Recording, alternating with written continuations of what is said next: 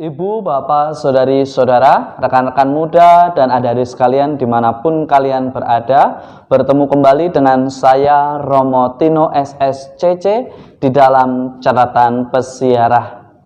Pada kesempatan hari ini, kita dalam mengawali pekan diajak oleh Yesus sendiri sebagai orang beriman untuk senantiasa mencari hidup yang kekal.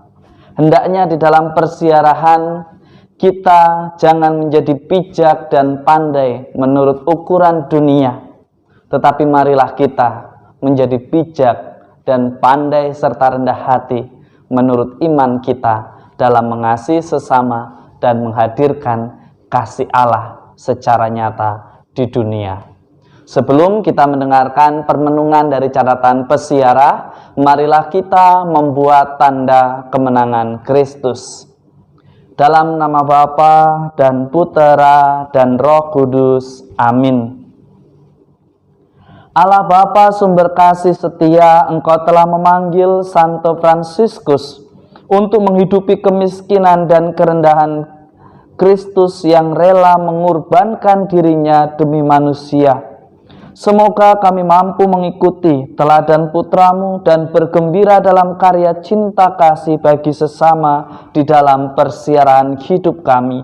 Demi Kristus Tuhan dan pengantara kami. Amin. Ibu, bapak, saudari, saudara, rekan-rekan muda, dan adik-adik sekalian yang terkasih di dalam Yesus Kristus.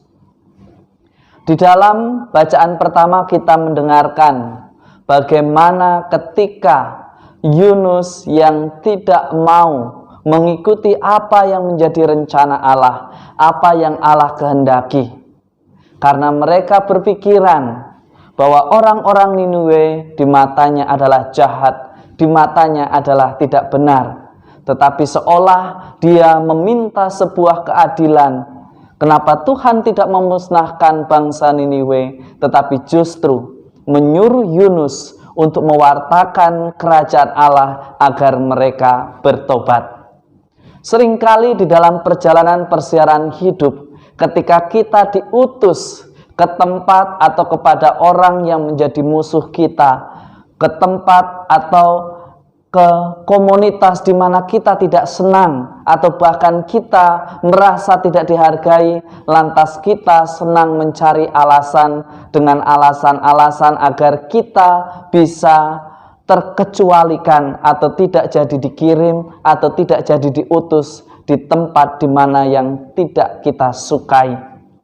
Tetapi hari ini rencana Tuhan tetaplah rencana Tuhan. Kita tidak bisa menghindar, kita tidak bisa menolak. Kita perlu menjawab ya atas panggilan Tuhan. Hari ini di dalam kesempatan hari ini melalui kitab Yunus, Anda dan saya serta kita semua diajak untuk menjawab ya atas komitmen iman kita yang mengakui bahwa Allah adalah kasih. Maka hendaknya kita tinggal dan hidup di dalam kasih. Bukan berdasarkan latar belakang seseorang atau pilih-pilih antara suku dan ras yang berbeda atau sama. Tetapi Allah mengajak Anda dan saya serta kita semua untuk mengasihi semua orang. Untuk memberikan teladan yang baik kepada semua orang. Sehingga semakin banyak orang diselamatkan. Semakin banyak orang bertobat. Dan semakin banyak orang kembali kepada kasih Allah yang sungguh luar biasa. Ada hal yang menarik. Seringkali ketika ada orang yang bersalah atau melakukan kesalahan dan diberikan kesempatan, kita merasa marah, bahkan emosi, bahkan kita mempertanyakan keadilan. Bahkan kita seringkali lupa, bahkan mengatur Tuhan agar Tuhan menghukum. Tetapi melalui bacaan Yunus hari ini, kita diajak untuk memiliki hati yang sederhana, memberikan kesempatan. Jika kita tidak mampu mengubah atau membantu seseorang itu untuk bertobat, diamlah, berikanlah kesempatan. Karena setiap manusia memiliki proses di dalam persiaran hidupnya. Ketika saudara kita, sesama kita tekun berproses di dalam pertobatan, justru merekalah yang lebih berkenan. Mengapa kita cemburu? Jangan biarkan rasa iri Anda dan saya serta kita semua justru membuat kita tidak menghidupi apa yang kita imani di dalam persiaran hidup kita. Maka dengan tegas Yesus mengingatkan kepada Anda dan saya serta kita semua, orang yang beragama belum tentu memiliki dasar iman yang kuat, belum tentu bisa menghidupi apa yang diimani. Sebagaimana dikatakan di dalam Injil Lukas, ketika seorang imam melewati orang yang terluka karena dipukuli dan dirampok orang, mereka cuek. Ketika ada orang Lewi yang dikenal, mereka adalah ahli kitab suci, mereka adalah yang lebih mengenal tentang Tuhan, tetapi tidak menyadari sapaan Tuhan melalui orang yang menderita sengsara karena dirampok. Tiba-tiba lewatlah orang Samaria yang notabene seringkali dicap orang yang tidak mengenal Tuhan, orang yang tidak beriman. Tetapi orang Samaria ini justru menampilkan apa yang dimaksud dengan iman di dalam hidupnya. Ia justru menampilkan wajah Allah yang begitu belas kasih dan murah hati. Ia mengangkat orang yang sudah lemah akibat dirampok dan dipukuli oleh perampok. Ia membersihkan lukanya dan membayarkan tempat penginapan untuknya untuk masa penyembuhan. Seringkali kita merasa diri sebagai orang beriman, merasa paling tahu, merasa paling bermoral, merasa paling benar, lalu dengan mudah mengatakan bahwa yang berbeda adalah sesat, yang berbeda adalah jahat, yang berbeda adalah sesuatu yang membuat kita masuk dalam bahaya. Tidak semuanya yang berbeda adalah tidak baik.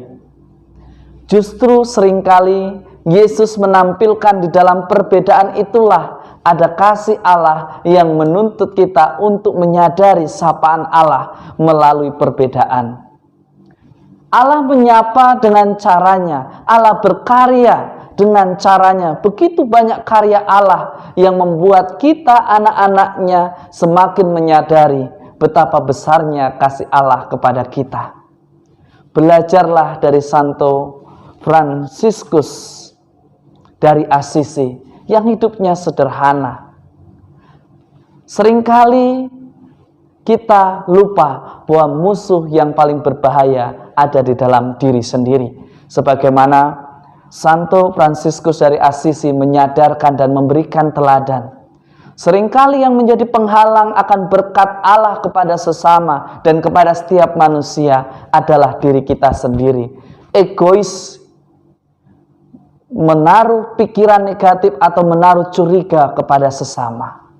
Hari ini melalui teladan Santo Fransiskus Assisi, kita bersama diajak untuk mengasihi di dalam kesederhanaan, di dalam keikhlasan, di dalam ketulusan. Jadikanlah dirimu, diriku, diri kita semua sebagai pembawa damai dan sukacita dan bukan pembawa kehancuran. Semoga berkat Tuhan senantiasa melindungi dan memberkati kita semua dalam nama Bapa dan Putera dan Roh Kudus. Amin.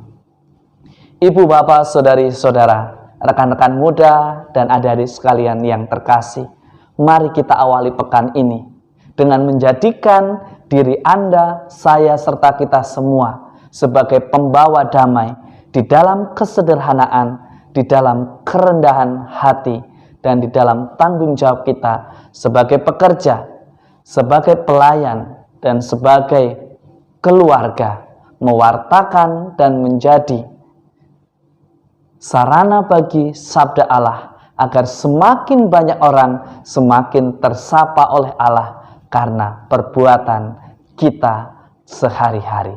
Selamat beraktivitas, Tuhan memberkati. Amin.